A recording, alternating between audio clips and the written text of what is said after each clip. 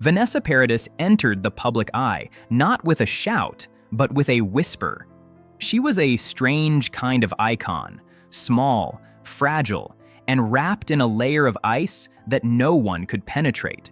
Success arrived quickly, almost violently, as if the world had been waiting for her without knowing it. Yet those who watched closely understood something the press refused to admit. Vanessa did not belong to the noise. She existed beside it, untouched by its frenzy, because she had no other choice. She became a symbol of restraint, a woman who let her work speak while she remained quietly herself.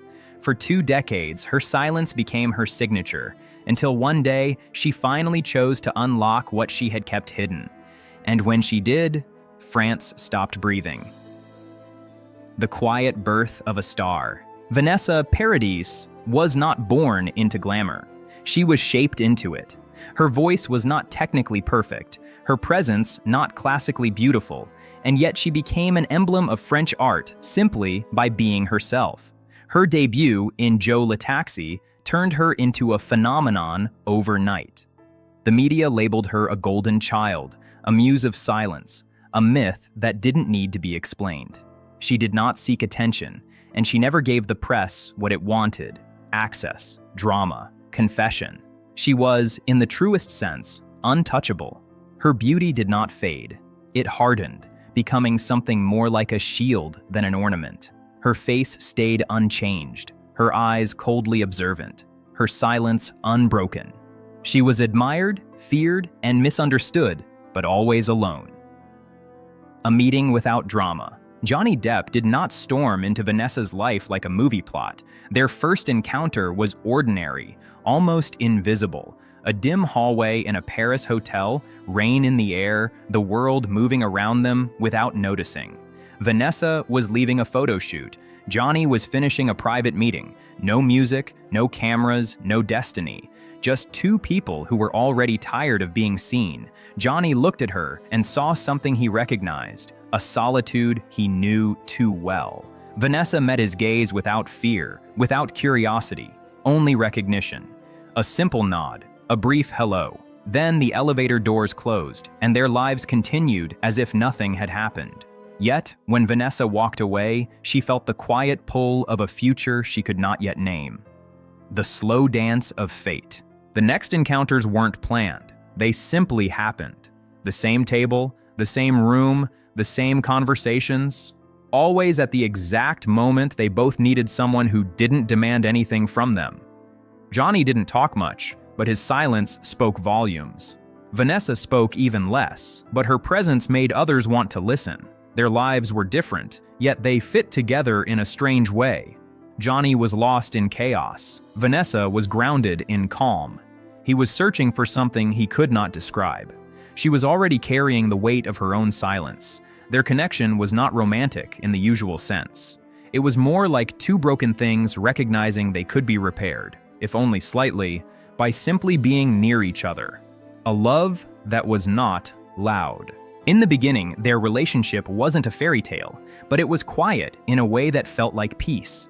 Johnny, accustomed to chaos, began to slow down. Vanessa, accustomed to being watched, felt lighter beside someone who didn't demand perfection. Their love did not need to be displayed. It simply existed. Days became long, calm, almost ordinary. Johnny smoked outside. Vanessa made tea. They didn't speak much, but neither felt alone. They were soon watched by the whole world, but they refused to perform. They built a family away from Hollywood, in France, as if to escape the glare. 2 children were born into a life that felt simple and normal. And for a while, Johnny changed. He became less reckless, less lost. He said more than once that Vanessa was the only one who made him feel unlost. It was not a romantic line. It was a confession from a man who had been surviving rather than living.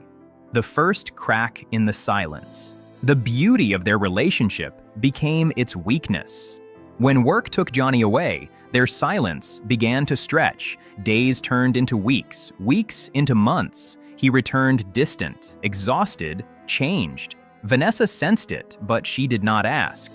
She chose silence because she believed love should be protected from questions. She believed the gap would close on its own. She held on to hope like a candle in a storm. But the distance grew. Johnny's gaze no longer stopped on her face. His attention drifted into places she could not follow. Their home remained calm from the outside, but inside, the silence became heavy. Vanessa started to feel her presence disappear. She was still there, but she was no longer seen. She began to understand that love was not always enough to keep a soul from falling. The erosion of love. Johnny did not fall apart in a dramatic way. His decline was subtle, almost invisible at first. Missed calls, late replies, eyes that no longer held hers. The coldness was not violent. It was simply the absence of warmth.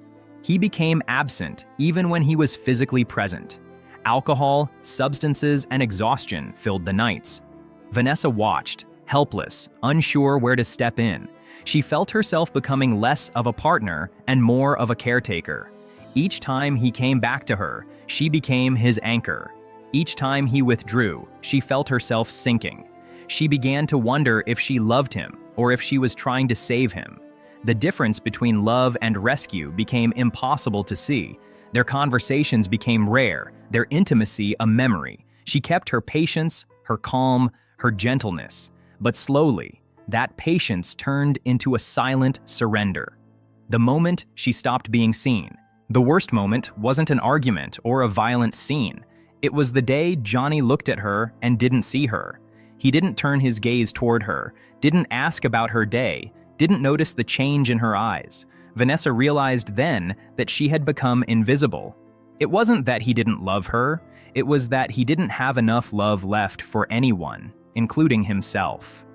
She stood in the doorway and waited for a sign. He did not respond, not with anger, not with cruelty, but with emptiness. It was the kind of absence that breaks you without a sound. She understood that she was no longer in his world. She was only a witness to his collapse, a shadow in a home that had once been filled with light. The night she left, the final night, wasn't dramatic. There was no shouting, no slamming doors, just a calm so heavy it felt like a wall. Johnny came home late, tired and unsteady. Vanessa stood a few steps away, waiting for something, anything that would prove he was still there.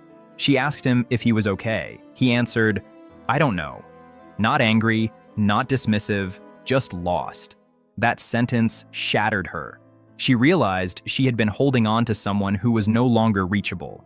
She packed a few things, not out of anger, but out of survival. As she left, she looked at him one last time. He didn't turn. He didn't try to stop her. He didn't even notice. The door closed without a sound, and the silence became absolute. It was not a breakup, it was a disappearance. Vanessa left, not because she wanted to abandon him, but because she had finally understood that she could not drown with him. 20 years of silence. For 20 years, Vanessa Paradis kept the truth locked inside her. She never spoke of the emptiness she had endured, not because she was ashamed, but because she didn't want to harm anyone. She didn't want to accuse, to judge, or to fuel gossip. She simply chose to disappear into silence. The world watched her remain composed, untouched, unshaken. The media tried to interpret her silence as strength. The public admired her calm as an unbreakable image, but inside, she was carrying a loneliness so deep that it could only be described as a missing piece. Her silence wasn't indifference. It was a way to protect herself from the world's hunger for scandal. The confession that made France freeze. Then, 20 years later, she spoke. Not in a book, not in a press event, but in a small interview delivered with the same calm that had defined her life. Her voice was gentle, almost distant, but the words hit like a cold truth. "No one knows how lonely I was during those years," she said. "I was by his side, but often he was already gone." There was no accusation, no bitterness, just the quiet honesty of someone who has finally decided to breathe. When asked if she had regrets, she answered, "I don't regret it. I only regret having erased myself without realizing it." The room fell silent. France realized the tragedy was not a scandal. It was the slow disappearance of a woman who loved too much and forgot to keep herself. The freedom of finding her voice again. Vanessa did not speak to accuse. She spoke to live. She said she did not need to forgive. She needed to be free. And with those words, she closed the door on a life that had once consumed her. Today, she lives quietly. She chooses small spaces, peaceful people, and a life that no longer asks her to prove anything. She wakes up, breathes the cold air, writes when she feels it, sings when she wants. Her life is not spectacular, but it is hers.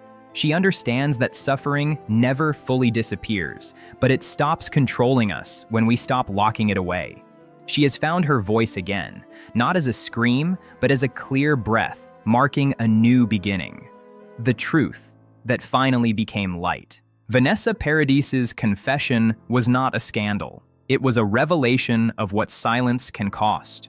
For 20 years, she kept a truth so heavy, it almost became a part of her identity. She chose quiet over conflict, love over self-preservation, and in the end, she paid the price by disappearing within herself.